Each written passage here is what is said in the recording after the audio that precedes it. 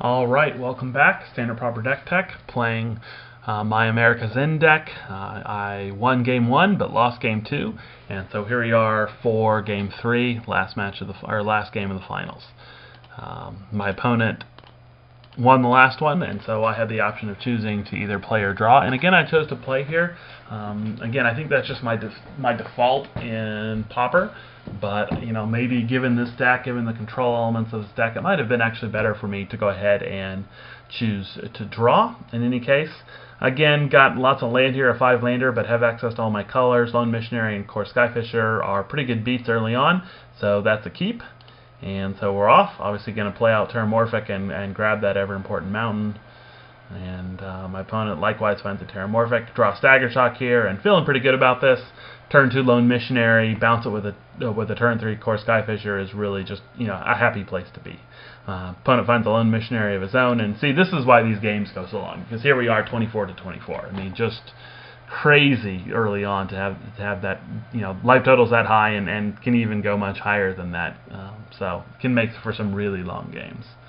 Find another land here, which is certainly not a great draw, but I'm able to take out his Lone Missionary and swing in with my own, hoping just to push his life total down. And I thought that was an interesting play, given that I had a Stagger Shock about to come back. I don't think I would have played a Squadron Hawk directly into it. Would have been better for him to wait.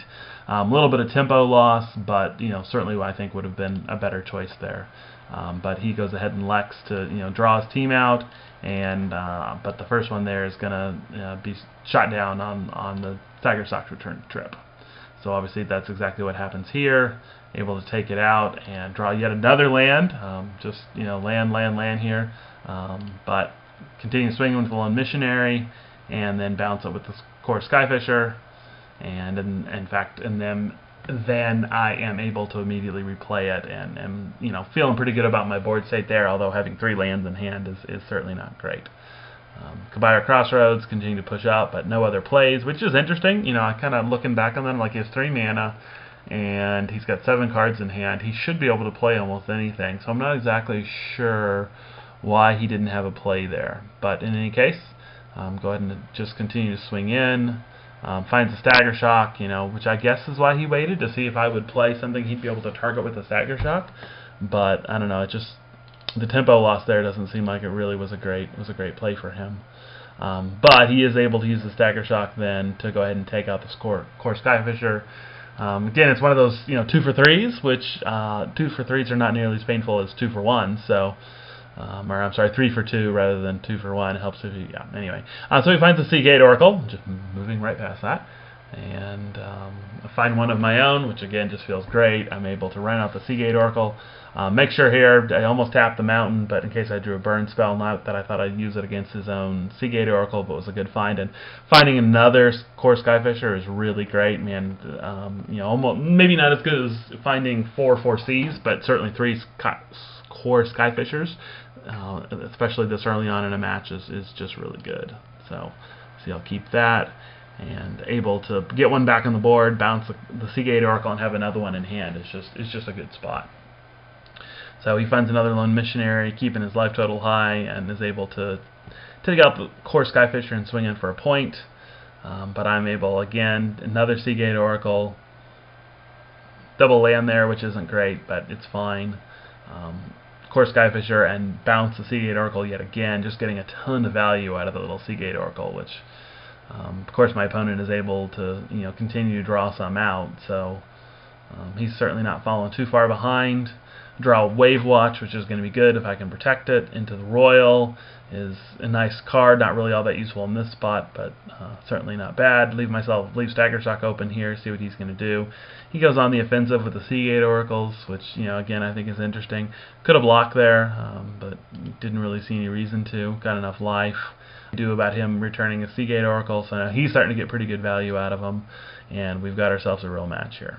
But I go ahead and get the Wave Watch out, and I am able to pump it up, so that I feel like that's pretty fortunate. The fact that he is unable to do anything about that so early on is really good. And here I'll use the Stagger Shock to take out the Skyfisher. He of course has his has his own way of taking out my core Skyfisher. We seem to happen a lot in these matches. We would take out each other's core Skyfishers, but that's kind of the way it goes. So as good as it was for me to draw 3, he was able to burn through all 3 pretty quickly. But again, the fact that I was able to stick a Wave Watcher is pretty important. So he's able to find one of his own, but in this case I do have the Into the Royal, and it's going to be pretty important. So go ahead and take out the Lone Missionary, which is great. Pull a Lone Missionary on my own, but here I'd much rather go ahead and first make sure I'm going to get that Wave Watch pumped up so that next turn I'm able to swing in. I leave 2 mana back here just so that I can Into the Royal. Not really sure why I would need to at this exact moment, but certainly not a bad idea to leave it up anyway. He continues to find core Skyfishers and return those Seagate Oracles, so been pretty even as far as draws there. A second Wave Watch is really good. Here, obviously, swinging in for 6, and then the fact that I'm going to be able to get another one out is really good. Now there, I could have gone ahead and played it, but it would have left me with no mana, and I think I was feeling that keeping it Into the Royal open, and in fact, not even keeping it open, but having the ability to kick it, was really important. Allows me to protect that Wave Watch, and just gives me a lot of options. So that, in fact, is what I do. He replays the Seagate Oracle, continue to dig. And having 3 Oracles, man, I tell you what, we definitely both had some pretty good draws in this particular match. I just was real fortunate that I was able to find the Wave Watches when I did, and now have the 4C for backup as well. Swinging with that one, and can just continue to pump up that Wave Watch, which really is just it's going to be key. And again, the fact that I'm able to stick it and now have 2 of them really is bad news bears for him. And I've just got such a big tempo match here, and obviously he's ahead on board, playing out core Skyfishers and Lone Missionaries and Seagate Oracles just like mad, in an ability to stay, in an attempt to stave me off. But if I can start doing 12 a turn, it's really not going to matter what he's got on board. And in fact, that is what I'm able to do. Go ahead and pump up that Wave Watch yet again. I'm not going to completely get it there this turn. Again, just leaving the Into the Royal option open. I kind of feel like that's how I'm going to win. And the fact I was kind of surprised he didn't pump up his own one. Obviously, I knew that I could just Into the Royal it, and maybe that he knew that too, based on the way I was tapping my mana. But I would have thought that might have been an option he would have considered. But I'm obviously doing 12 here, and he didn't have any burn, and that was the game. So that's the way this match ended. Obviously, we went very close to running out of time. In fact, in the real game, it was actually a little bit closer than that. I knew I was ahead going into this particular game on time, and at one point almost punted and got behind on time, but was able to then stall and come back, and he just wasn't able to do anything about it. So very close, but felt like it was a great victory, and I was very happy. So thanks for watching. I hope you enjoyed it, and I'll see you next time.